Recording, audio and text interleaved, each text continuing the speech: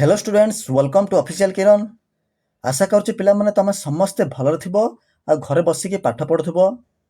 पिलामाने आमे पूर्व क्लास रे प्रथम अध्यायर द्वितीय पाठर किछि इंपोर्टेंट एमसीक्यू डिस्कशन करथिले। आजिर एई क्लास रे आमे प्रथम अध्यायर तृतीय पाठ जहार ना भारत रे आईना माने आंदोलन एवं एथिरे ओडिसार भूमिका एई पाठटीर किछि इंपोर्टेंट एमसीक्यू डिस्कशन करबा। समस्ते ध्यान रस क्वेश्चन को पढ़िबो बुझिबो आ क्वेश्चन रो आंसर देबा पय चेष्टा करबो। चलो पिला माने आजिर क्लास को स्टार्ट करबा। क्वेश्चन नंबर 1 भारतीय जातीय कांग्रेस रो केउ अधिवेशन रे साइमन कमिशन को वर्जन करिवा पय स्थिर करागला। को अधिवेशन रे ए माद्रास बी बॉम्बे सी कलिकता डी सूरत। क्वेश्चन नंबर 1 रो करेक्ट आंसर कौन हबो? Option A Madras. भारतीय जातीय कांग्रेस रो माद्रास अधिवेशन रे साइमन कमिशन को वर्जन करिवा पय स्थिर करागला। बुझलो? Next question. Question number 2 Simon commission को वर्जन करिवार कारण कौन थिला? जेतेबेले साइमन कमिशन भारत को पदार्पण कला से समय भारतीय जातीय कांग्रेस रो सदस्य माने साइमन कमिशन को विरोध प्रदर्शन कले।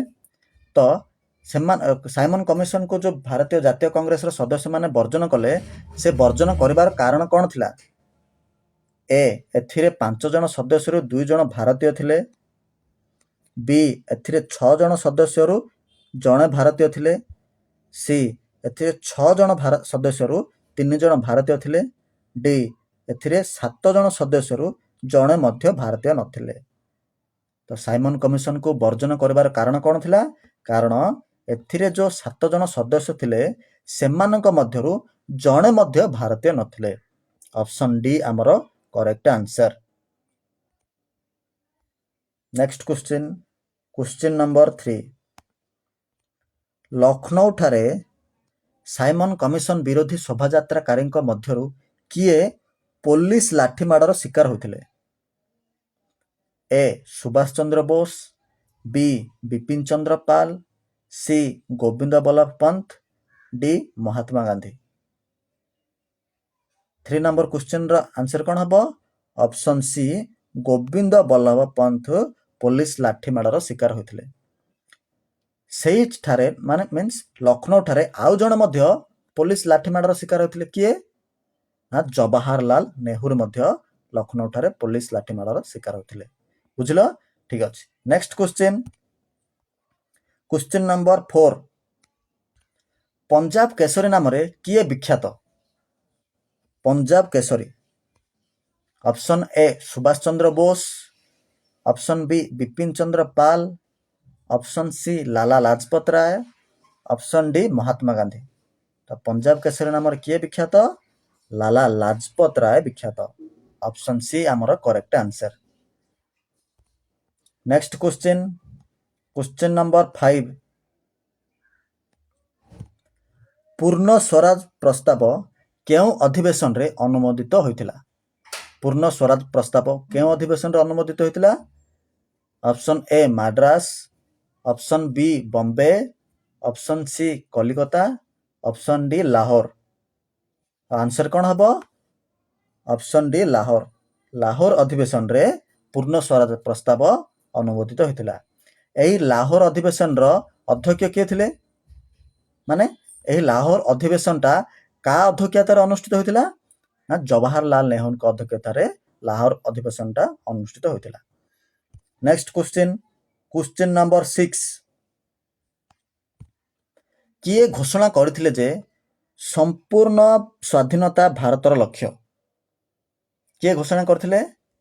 Option A Subhash Chandra Bose, option B Bipin Chandra Pal, option C Jawaharlal Nehru, option D Mahatma Gandhi.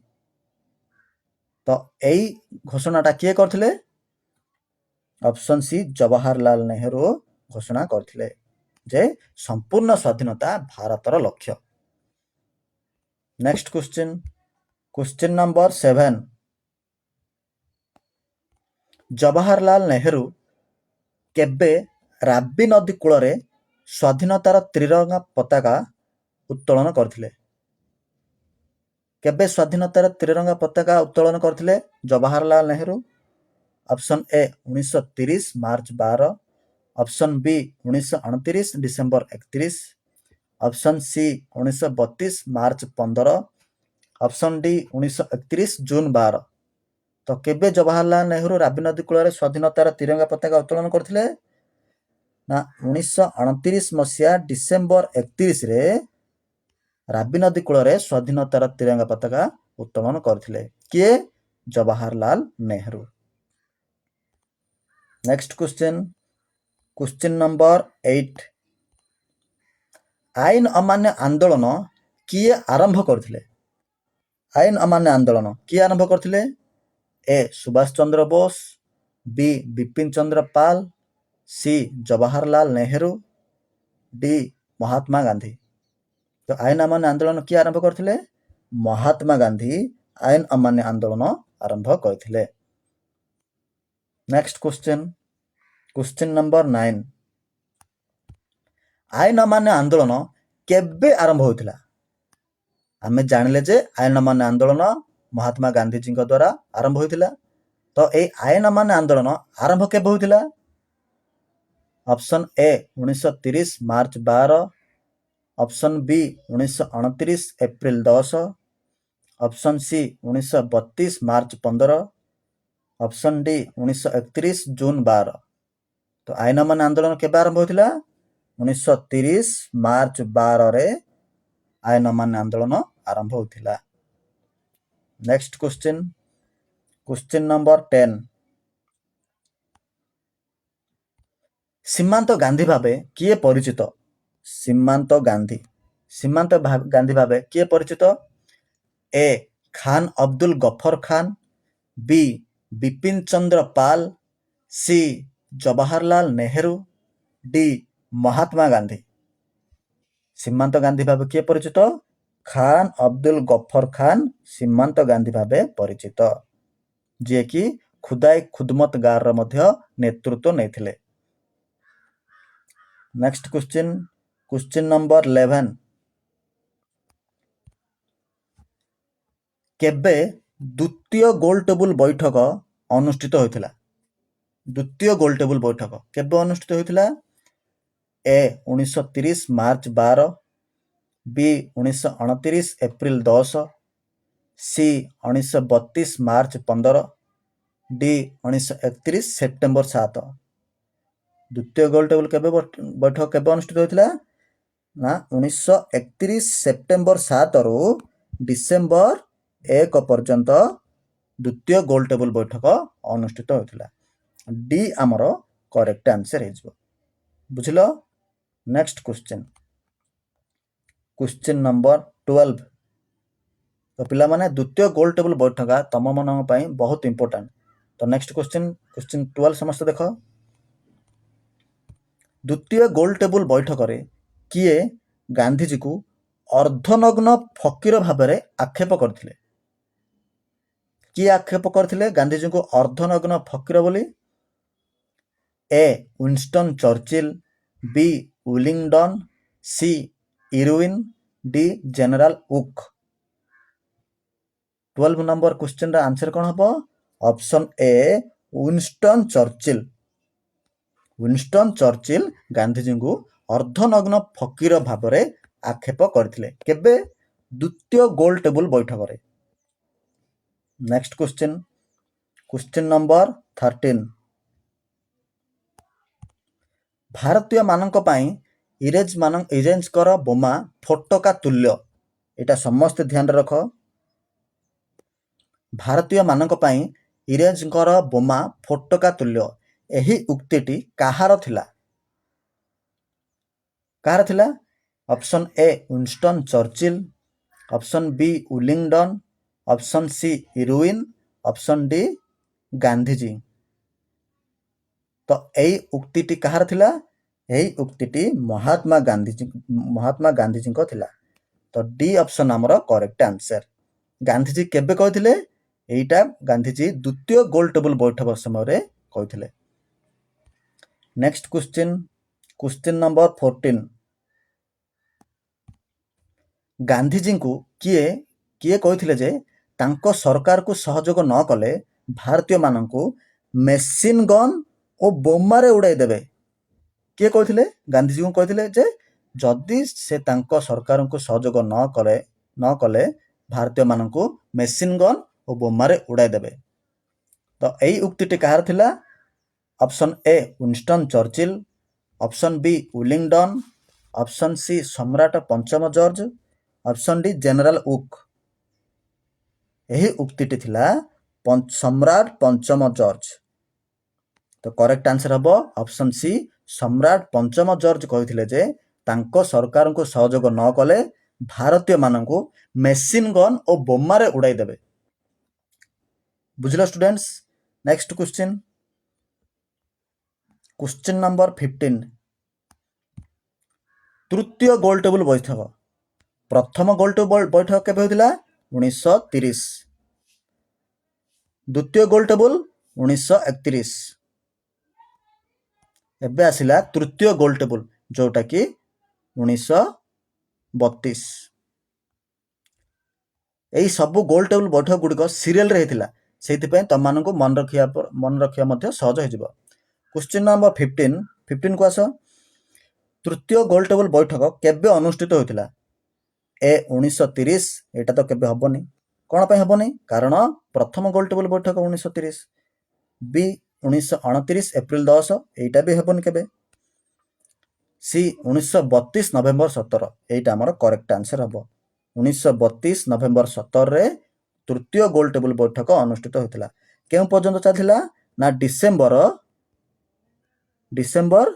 24 ପର୍ଯ୍ୟନ୍ତ ଦ୍ୱିତୀୟ ଗୋଲଟେବୁଲ ବୈଠକଟା ଚାଲିଥିଲା। ବୁଝିଲ? Next question number 16। ଓଡ଼ିଶାରେ କାହାକୁ ଆଇନ ଅମାନ୍ୟ ଆନ୍ଦୋଳନର ନେତୃତ୍ୱ ଦିଆଯାଇଥିଲା? ଓଡ଼ିଶା କଥା ଆସିଲା ଏବେ। ଓଡ଼ିଶାରେ କାହାକୁ ଆଇନ ଅମାନ୍ୟ ଆନ୍ଦୋଳନର ନେତୃତ୍ୱ ଦିଆଯାଇଥିଲା? Option A Gopabandhu Das, option B Bipin Chandra Pal, option C Gopabandhu Choudhury, option D Mahatma Gandhi. ତ ଓଡ଼ିଶାରେ ଆଇନ ଅମାନ୍ୟ ଆନ୍ଦୋଳନର ନେତୃତ୍ୱ କାହାକୁ ଦିଆଯାଇଥିଲା? ଅପସନ୍ ସି ଗୋପବନ୍ଧୁ ଚୌଧୁରୀଙ୍କୁ ଓଡ଼ିଶାରେ ଆଇନ ଅମାନ୍ୟ ଆନ୍ଦୋଳନର ନେତୃତ୍ୱ ଦିଆଯାଇଥିଲା। ତ କରେକ୍ଟ ଆନ୍ସର ଆମର Gopabandhu Choudhury. Next question number 17। ଓଡ଼ିଶାରେ ଲବଣ ଆଇନ କିଏ ଭଙ୍ଗ କରିଥିଲେ? 17 ନମ୍ବର ଦୁଇଟା କ୍ୱେଶ୍ଚିନ୍ ହୋଇପାରେ। ପ୍ରଥମ କ୍ୱେଶ୍ଚିନ୍, ଭାରତର ଲବଣ ଆଇନ କିଏ ଭଙ୍ଗ କରିଥିଲେ? ଆନ୍ସର ମହାତ୍ମା ଗାନ୍ଧୀ। ଓଡ଼ିଶାରେ ଲବଣ ଆଇନ କିଏ ଭଙ୍ଗ କରିଥିଲେ? ସମସ୍ତେ ଧ୍ୟାନରେ ଅପସନ୍ ଗୁଡ଼ାକୁ ଦେଖ। ଏ ଗୋପବନ୍ଧୁ ଦାସ, ବି ଆଚାର୍ଯ୍ୟ ହରିହର, ସି ଗୋପବନ୍ଧୁ ଚୌଧୁରୀ, ଡି ମହାତ୍ମା ଗାନ୍ଧୀ। ଓଡ଼ିଶାରେ ଲବଣ ଆଇନ କିଏ ଭଙ୍ଗ କରିଥିଲେ? ଆଚାର୍ଯ୍ୟ ହରିହର ଓଡ଼ିଶାରେ ଲବଣ ଆଇନ ଭଙ୍ଗ କରିଥିଲେ। ଯଦି କିଏ ପଚାରେ ଆଇନ ଅମାନ୍ୟ ଆନ୍ଦୋଳନର ନେତୃତ୍ୱ ଓଡ଼ିଶାରେ କିଏ ନେଇଥିଲେ, ତ ଆମର ଆନ୍ସର ହେବ ଗୋପବନ୍ଧୁ ଚୌଧୁରୀ। ଓଡ଼ିଶାରେ ଲବଣ ଆଇନ କିଏ ଭଙ୍ଗ କରିଥିଲେ? ଆନ୍ସର ହେବ Acharya Harihar. Next question number 18। ନିମ୍ନୋକ୍ତ କେଉଁ ସ୍ଥାନଟି ଦ୍ୱିତୀୟ ଦାଣ୍ଡି ନାମରେ ପରିଚିତ?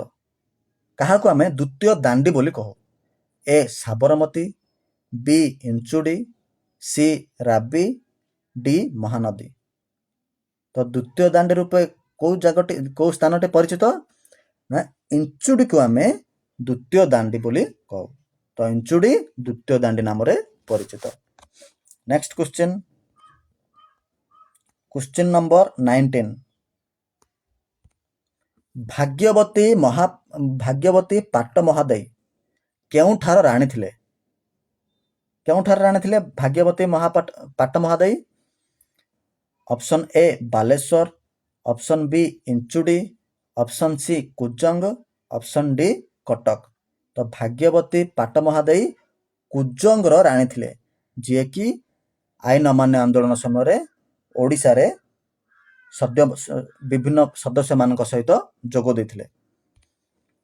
Next question number 20। ଓଡ଼ିଶାରେ ଆଇନ ଅମାନ୍ୟ ଆନ୍ଦୋଳନର ପରିସମାପ୍ତି କେବେ ଘଟିଥିଲା? ମିନ୍ସ ଶେଷ କେବେ ହୋଇଥିଲା ଓଡ଼ିଶାରେ? Option A 1930 March, option B 1934 April, option C 1934 March, option D 1931 September. ତମର କରେକ୍ଟ ଆନ୍ସର କ'ଣ ହେବ? 1934 ଏପ୍ରିଲ ମାସରେ ଓଡ଼ିଶାରେ ଆଇନ ଅମାନ୍ୟ ଆନ୍ଦୋଳନର ପରିସମାପ୍ତି ଘଟିଥିଲା। ତ ପିଲାମାନେ ଇଏ ଥିଲା ଆଜିର ଇମ୍ପୋର୍ଟାଣ୍ଟ 20 କ୍ୱେଶ୍ଚିନ୍। ଆଶା କରୁଛି ସମସ୍ତଙ୍କୁ ପସନ୍ଦ ଆସିଥିବ ଆଉ ସମସ୍ତେ ଭଲରେ ବୁଝିଥିବ। ଯଦି କାହାକୁ ବୁଝା ନ ପଡ଼େ ତ ପୁଣି ଥରେ ଏଇ ଭିଡ଼ିଓଟାକୁ 2x ସ୍ପିଡ଼ରେ ଦେଖିଦିଅ, ଆରାମସେ ବୁଝା ପଡ଼ିଯିବ। ଆଉ ଯେତେ ଗୁଡ଼ାଏ MCQ କରିଛି ସମସ୍ତଙ୍କର ମନେ ରହିଯିବ। ଆଜିର ଏଇ କ୍ଲାସ୍ରେ ଆମେ 20 ଇମ୍ପୋର୍ଟାଣ୍ଟ କ୍ୱେଶ୍ଚିନ୍ ଡିସ୍କସନ୍ କଲେ। ତ ନେକ୍ସଟ କ୍ଲାସ୍ରେ ଅନ୍ୟ ଏକ ଚାପ୍ଟର ନେଇକି ଆସିବ।